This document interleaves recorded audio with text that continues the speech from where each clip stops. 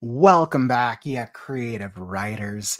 This is Kaufman Writes Day 227, day 317 of consecutive writing live streams, and you found yourself in another day of writing sprints and writers chat.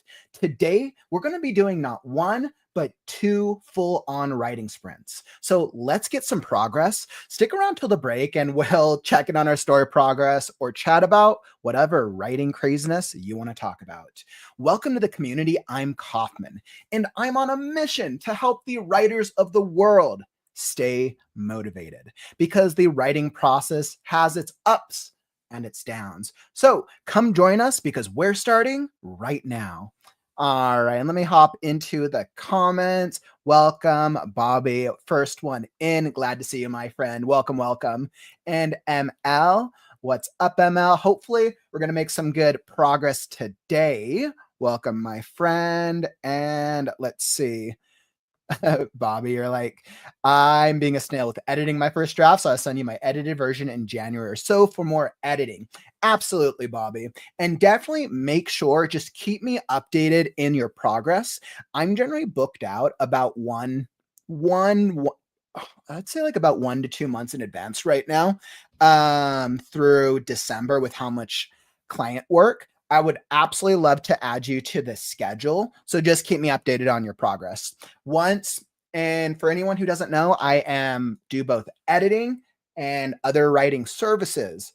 Basically, anytime anybody needs me to edit a book, I get a contract set up. Once the contract is signed and the payment is processed, I add that to my schedule in addition to my other clients. So that way I incentivize clients who both sign the contract for your own protection, which clarifies the process and the exact value you'll get out of editing.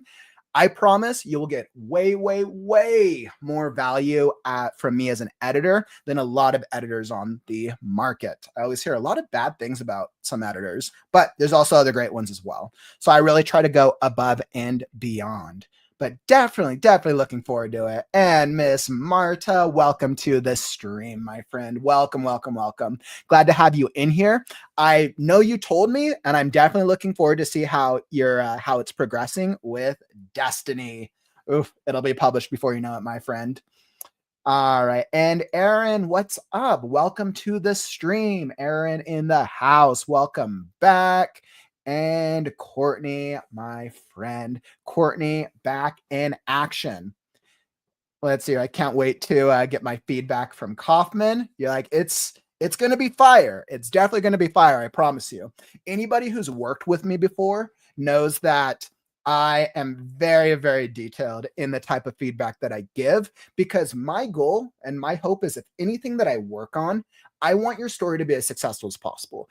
I go through editing each story with the assumption that it has the opportunity to become a bestseller, assuming that you have the right marketing strategy and that you're doing the right branding before, during, and after the book launch. I do everything in my power to help you achieve that dream. So definitely, Courtney, I'm really enjoying the story so far, my friend. And Susan, welcome, welcome, welcome. All right, my friends. So I'm curious to know, what are you working on today? Are you making some progress? And with NaNoWriMo, today is what, day 12? Are we making progress? Hopefully, fingers crossed. And let me tell you as a side note, for our Hermes the Cat story, we have had some incredible ideas for it. I'm not going to I'll chat about that a little later, but our Hermes the Cat story, our community story we're writing together for NaNoWriMo is bananas. It is like crazy awesome how incredible it's turning out to be. I just hopped off a collaboration session with Chatsoul and Shulky, who's helping us collaborate for it. And the story is so fire. So definitely I'll drop some more details about our Adventure Right Now holiday event after the first sprint. But drop down in the comments, how's your writing going? What's the progress? Because it's time to hop into our first writing sprint. I need to get some work on Scarecrows. Like I really need to get some work done this week because I want to get Scarecrow published at some point. So like, Yeah, I was like, I'm loving it, but I need to make some progress. So as you can see, I have my stuff all set up. We're going to do 25 minutes for the first sprint. You can see I have my map, my base map here. And I want to say that I am in chapter 6. For those of you who are used to my outline, I do a chapter by chapter approach. I am in the second draft. When I get to a new chapter, I go to the chapter, I summarize the character, I have the characters, the summary, and then my second draft goals. By breaking up a second draft into a chapter by chapter approach, it helps to focus and narrow down on small issues. So then you would never feel overwhelmed by an entire edit of a whole book. Awesome. So that's what I got. I am all set on my end. And perfect. All right. So I'm going to throw up some music and let's cue up the banner. Awesome. So I am all ready. Whether you want to brainstorm, write, or edit, that's all the same. Come join us on the writing sprint or kick back, relax, and I'll write vicariously for the both of us. All right, my friends. So I got 25 minutes on the clock and it's time to write now.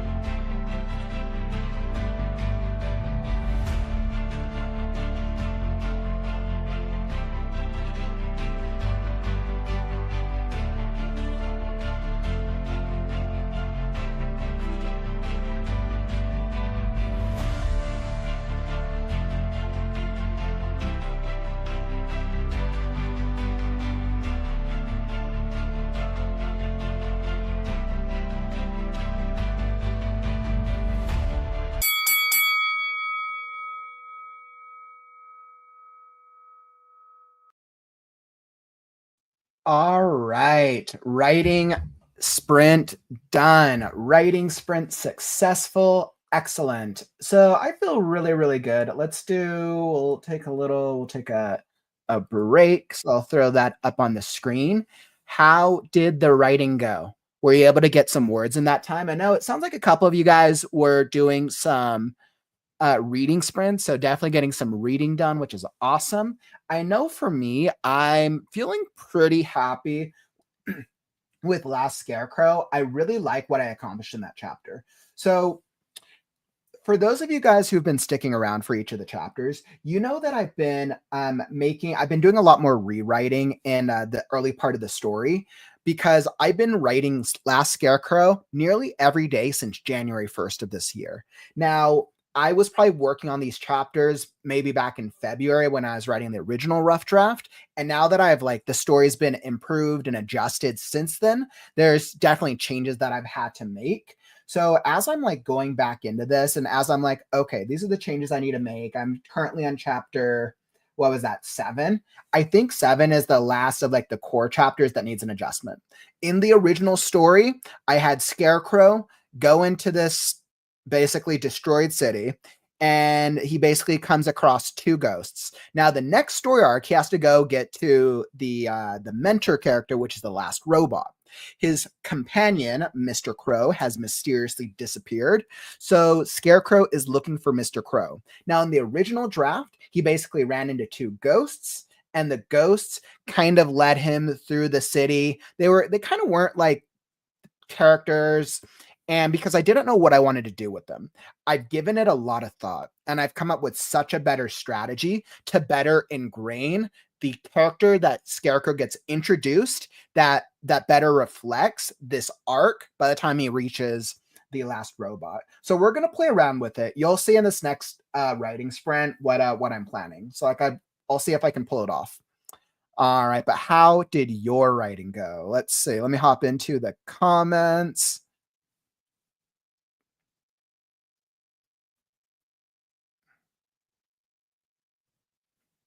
Yeah, and I know we were all talking about writing a little earlier on in the sprint. Like Marta said, Susan, I just noticed reading had helped you become a better writer, and it made me a writer, right? And I think reading is so, so powerful. And I know something that I had shared earlier in the stream that you should absolutely be reading, right? Read things that can be an escape, right? Read things that are fiction or memoir or whatever your preference is, but then also, I'm also the mindset, also read things that will help you improve your life, right? The past couple of years, I've been very focused on the nonfiction and self help in business stuff and personal development because I want to improve myself. But I think there's a world where you can read both styles of books. So that way, A, you can be improving yourself. And then B, you can also be reading your favorite stories, whether that's classic stories or contemporary. So I think reading's powerful. It helps you increase your vocabulary, learn other types of styles. Now, I think the balance is if you end up reading all the time and you never write, then that's a problem. If you write all the time and you never take a break, you might get burnt out. So it's trying to find balance between the things that you're passionate about, the hobbies, and then balancing it with the writing at a consistency that works for your lifestyle. What I see happen with a lot of writers is they get really excited about their story. They get some great ideas. They get passionate about it. The characters, the worlds, the plot. So much fun. They start writing. They write the cool things, and then they get stuck. Maybe they can solve it, maybe they can't. And then life happens. Maybe they're a student who has schoolwork, maybe a family, responsibilities, or health, or whatever. And then they get distracted, they lose motivation, and then it's suddenly a year later and they haven't written in a year. The way to avoid this, the way to avoid taking long breaks like that is to be able to create something, a consistent time to write each week that works for your schedule, something that doesn't feel that crazy. And then if you get stuck, you just have to have a system in place to figure out okay, how do I get unstuck? A lot of times when we get stuck, it's usually where we're trying to problem solve something in our story, or maybe there's something personal that's preventing us from writing, and it's trying to really figure that out. So Reading's important. There's my soapbox. By the way, if you're enjoying the stream, follow and subscribe. I'm here every day with the Right Now community. 317 consecutive writing streams and counting, and we are just getting started. Whether you're looking for writing sprints, a writing community, we just did a flash fiction holiday writing competition. We are currently writing a story together as a community with Hermes the cat. And then we also are going to be ending off the year with the Write Now-a-thon, a 2-day virtual writing conference. So more details to come on that, but definitely if you want to be alerted for whenever we go live, tap those buttons and you will be in the know. All right, beautiful. So let's see, what else do we got? Let's see. It looks like we got some good progress in here. Courtney, I love your comment, by the way. Like, reading pushed me into writing. I kept thinking about stories and wanted authors to write them. Then I thought, why can't I? Did a lot of research, and then I started following. 100,000 words later, Courtney, here we are. You're already working on your next story, which is incredible.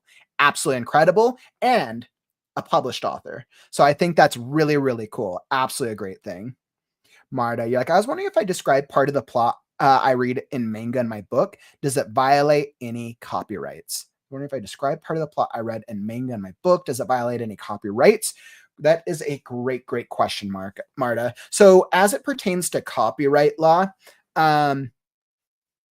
if you're referencing something in a book, like let's say your character goes to the store and they get Starbucks. They get a Starbucks cup, and let's see, what's a popular movie? They get a Starbucks cup, and then they're talking about Star Wars. And they have a long conversation about how Star Wars is their favorite franchise, Darth Vader sucks, and Luke was the hero, their favorite character. Right. So we're pulling from franchises like obviously Starbucks, Star Wars, two separate franchises. So if we can reference things in our story, if it is if it's what's the term? Actually, hold on. I want to tell you guys the right thing. I want to tell you guys the right thing because I'm going to jumble it up the way that I phrase it. How does copyright law work in a novel when referencing other franchises or stories?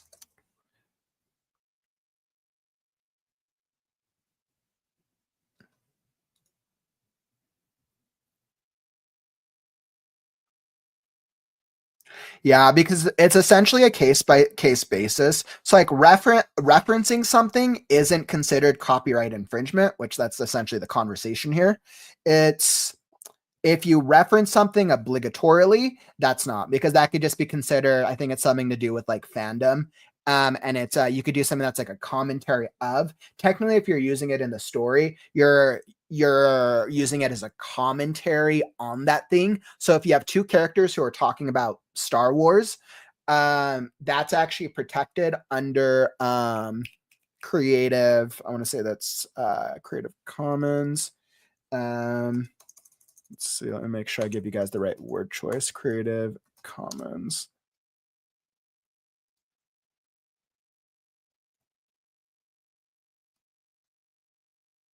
It's essentially like it's essentially if you're referencing something, you can there's like a word for it. I'm just blanking on it right now. But essentially, if you're referencing it and you're using it for like commentary purposes, and you're not using something that you're then making money off of. Let's say that I wrote a book that was about Star Wars, and it was a Star Wars franchise and a Star Wars themed book. That would be a problem. That would be copyright infringement unless I bought the copyright from Disney. Yeah, but if you're referencing in it, that is generally fine as long as you're using it as it's considered like a commentary on the original franchise work. Think of TV shows, like animated shows do this a lot. Let's say I haven't watched any recently, but things like South Park is really great example where essentially they reference pop culture all the time any of those adult animated shows reference pop culture all the time. A lot of those pop culture things are copyright protected, but because they're making a comment on it, this is the same thing that happens with news, especially with news content creators, because they're making a comment on it. They're generally able to get away with it.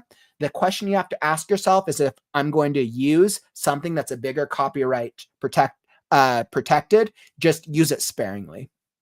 So you definitely want to use things sparingly. What you don't want to do is don't want to reference something a lot, and then somebody from that company sends you a copyright infringement, or like a cease and desist, or like a takedown letter in a year, because that's just not something you want to deal with.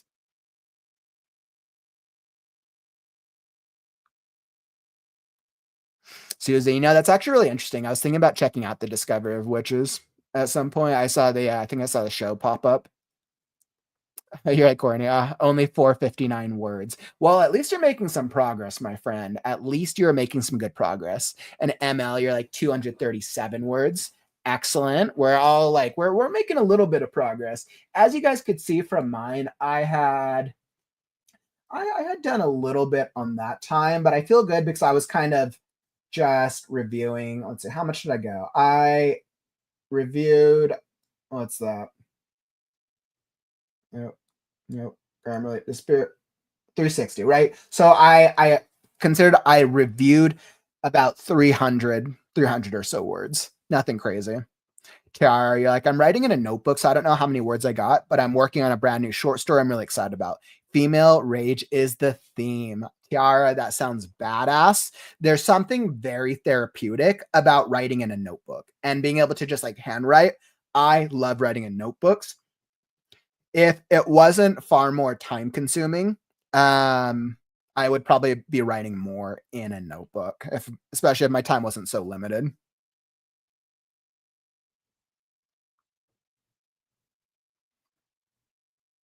Woo, Marta, I appreciate that. Like, I don't like fantasy, but once Jared's book is published, I'll buy it. Woo, I appreciate it. You're like, Scarecrow for the win. All right, guys, this is what's gonna happen. Scarecrow will cross all 4 markets. It'll just be attracted to everyone because there'll be every type of animal character represented in the Scarecrow story, and it'll just be so relatable that even though it's a fantasy, like Game of Thrones, it'll have a mass broad appeal. There we go. I'm putting it out into the universe. Scarecrow, the Last Scarecrow is kind of resonates with all 4 quadrants of the readership market. Fingers crossed. Realistically, though, I'm actually pretty content to just I'm pretty content for like anybody to read it. I actually don't even know how many people will, but I think I'm just going into like, I'm publishing. It'll be my first official solo book published by myself, and I'll just be happy to have it published. So I think that's the thing, and it'll be such a learning experience for me. I've had so much fun writing this book. Emma, like, I'm at a transition between scenes, so I'm trying to do a better job at it. I should just throw a scene break in there. Yeah, Emma, I think that's what it is. I think it's just calling for a scene break, so you can get to the next scene.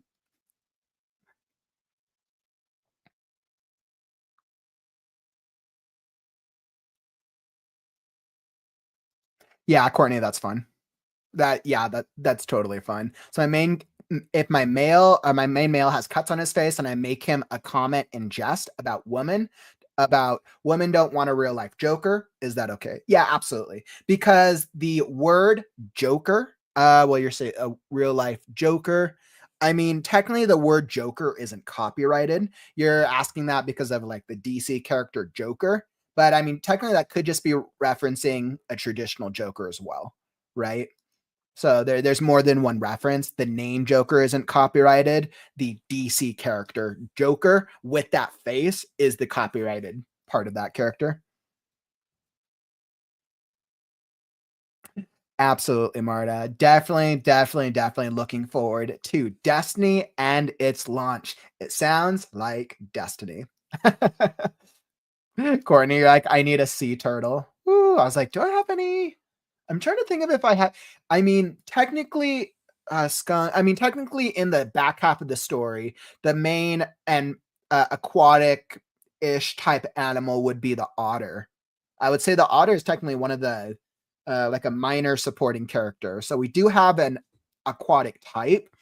I think when I get to the midpoint of the Colosseum arc again, one of the questions I asked myself is like, all right, well, how do I involve amphibians? How to involve any type of sea creature when technically they're all land? I was like, okay, I'd kind of have to think about that. But I mean, a turtle could work. A turtle could absolutely work. I actually think I might do have a turtle, actually, Courtney, now that I think about it. I think there is a turtle in the Colosseum arc. I don't remember if the turtle survives or not. Oh man, the Colosseum arc is pretty tough for a lot of the characters who are thrust into it. Yeah, Mary, that's also a really, really great call out. Copyright laws are going to differ per country, especially like if you're publishing through Amazon Marta, the copyright laws may differ. So I would definitely make sure to research. All right, perfect. So, with that being said, I feel great. Let's hop into our second writing sprint. So, I want to make some more progress.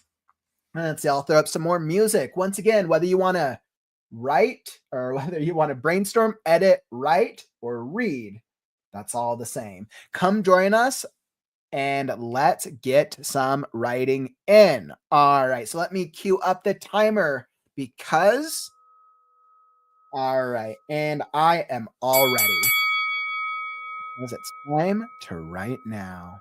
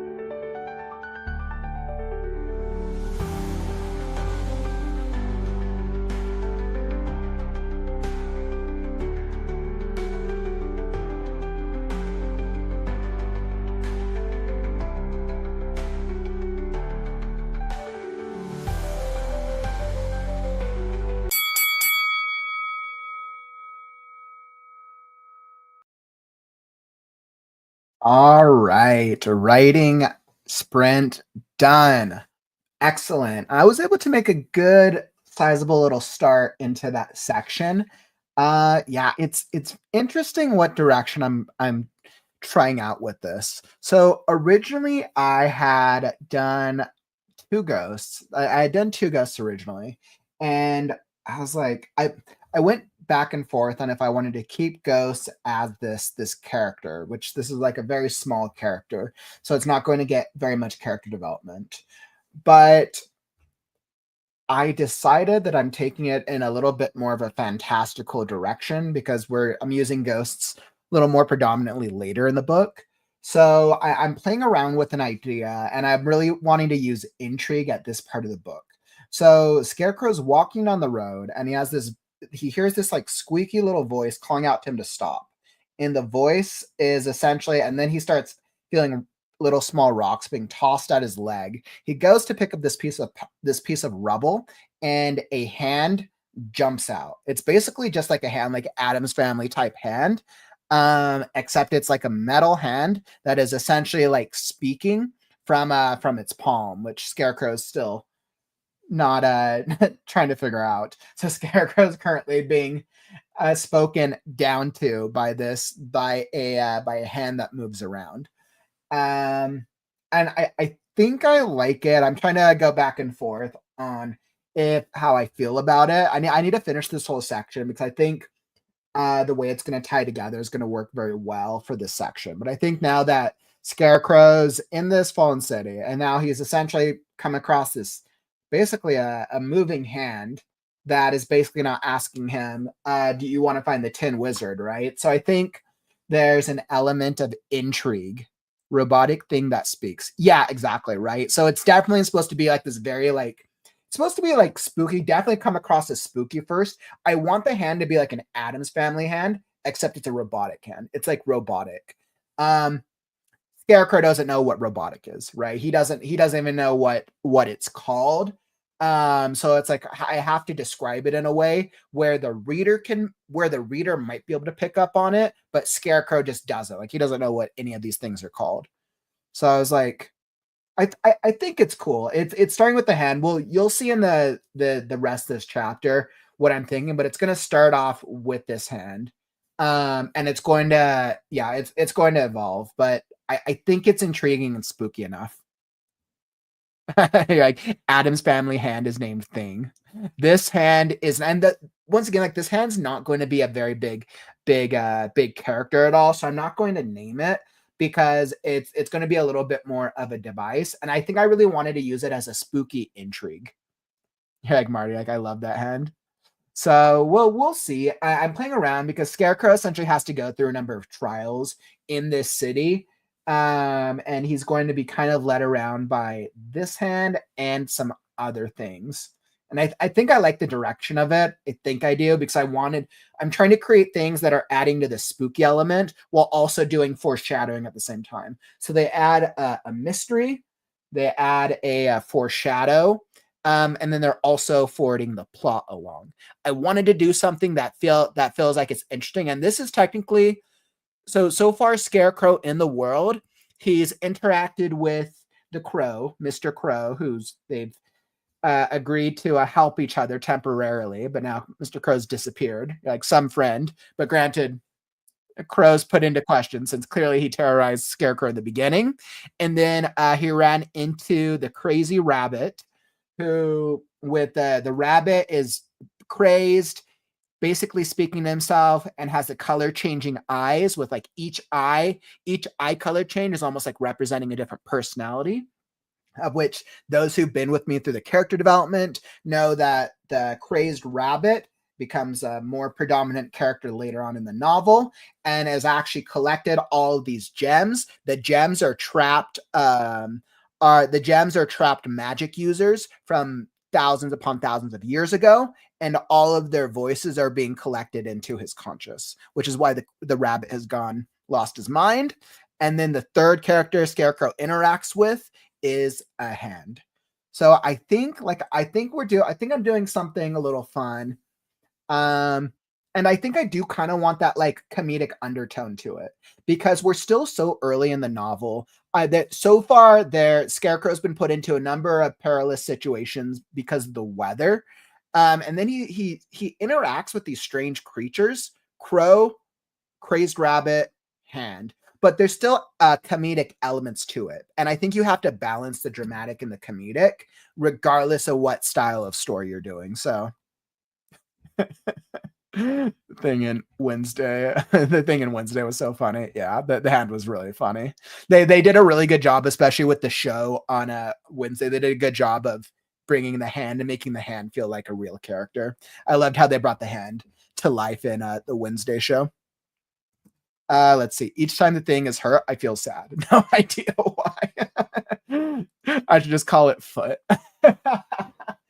I know that'd be funny. Like, what's your name? Foot.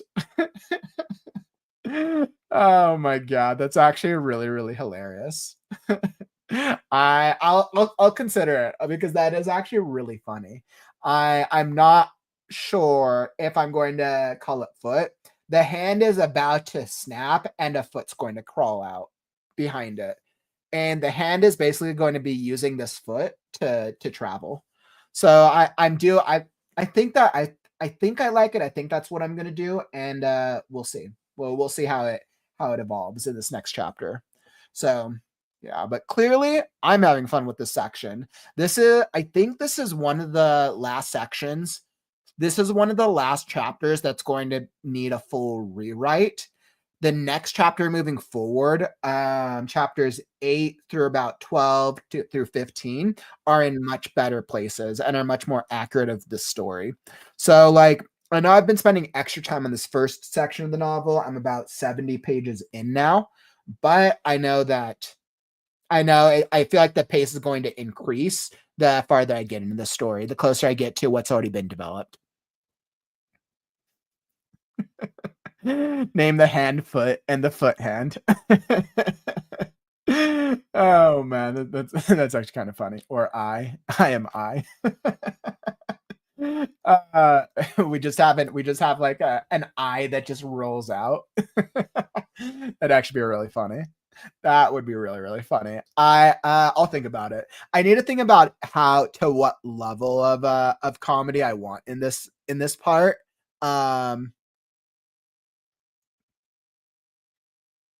Yeah, and I mean it does kind of balance the dull, the almost like the negative, not the negative, but just like the background. Like they're basically in this fallen city, protected by this giant dome of a bubble. So we'll see. I'm going to think about it. I might go in that comedic direction. You guys have some great ideas. Awesome. So I feel really, really good about that. I feel like we were able to get some good, solid work done today. And yeah, Courtney, you're like, I love reading books that have that dry humor as much and them trying to be funny. How does the foot talk when it's standing on its mouth? Oh man, that's kind of funny. Um, that's actually really funny. It's really, really funny. So let's see. I don't know if I'm going to bring. Yeah, I was like, I don't know if I'm going to detach the individual pieces like eyes, nose, mouth. I haven't decided if I'm going to go that far or not. I know I got the hand. We're going to get the hand and the foot, and there's going to be a polar, another hand and a foot. So we'll have those things, but I'm not sure how descriptive or how unique I'm going to go. Toe raises. Hey, what's up, Ruff? Happy Cough Obermeister. I love it. Absolutely. The Cough Obermeister. Absolutely love it. Welcome, welcome, my friend. Happy Tuesday. So, you guys, I feel like we were able to get some great, great writing in today. I feel pretty good. Thank you all for joining me, and thank you for embarking on our Tuesday adventure. As we approach creative writing on the morrow, you'll want to make sure to join us tomorrow for the next step for the next meeting, which is meeting number 18 of the WriteNow Writers Group. As I'll be joined with our other friends from the community, generally Chat Soul, maybe ML will see you, maybe Bobby, and other writers from the community as you can hop on stream and we'll all do writing stuff together. Our Wednesday writers group is a virtual writers group. So if you want to be involved in our virtual writers group, whether you want to hop on the stream with us or just join in the comments, drop a comment, let me know, and you can come join us on camera. So every Wednesday at 4 p.m. Pacific, 4, 5, 6, 7 p.m. Eastern, and tomorrow's meeting 18, I'll be here, we'll be here. So make sure to come join us. And let's see, make sure that if you want to be involved in, let's see, in our adventure right now story, Hermes the cat, formerly now titled, I was like, I think I can get a good title, now titled, oh, let's see, I think I already have it. If you want to be involved in our story, Hermes the cat, now, I was like, babe, I'm not ready. All right. So the new aptly titled name of the Hermes the cat story, the God's favorite cat toy, a Hermes the cat tale. So make sure that if you want to come be involved, and I'll throw this up on the screen real fast. Here's the Google Doc. To come check out the Google Doc. Come join us. Come be a part of the conversation. Whether you want to help us write the manuscript or be involved in any other parts. We have 5 ways for every writer to be involved. Here are all the different types of credit, whether you want to have an inspired by credit, a co-author, a creator, an artist, or an editor. There's different ways for people to be involved. Here's the Google Doc. Let's see, Adventure Right Now Story Google Doc. There you go. Just drop that down in the YouTube description. So come check out the Google Doc. Come catch up on the story if you want to be involved. And this will kind of share everything that we have so far. We have our manuscript. We're getting pretty far into it. We're just wrapping up chapter 3. We have instructions. We have the game info. And then we have concept art. ML, we added your ginger cat. We absolutely love it. ML, this is a great one. We're going to add some additional guidelines to help people if they want to create other concept art, but whether you want to create concept art for characters, for world building, or anything else, there are many, many ways for you to be involved. This is our first story. We're creating and writing together as a community. So come join in because it is going to be a blast. All right, my friends. And if you enjoyed the stream, tap that like button on the way out. Let me know. Help us show the algorithms that writing streams are cool. All right. But unfortunately, that brings us to the end of the stream.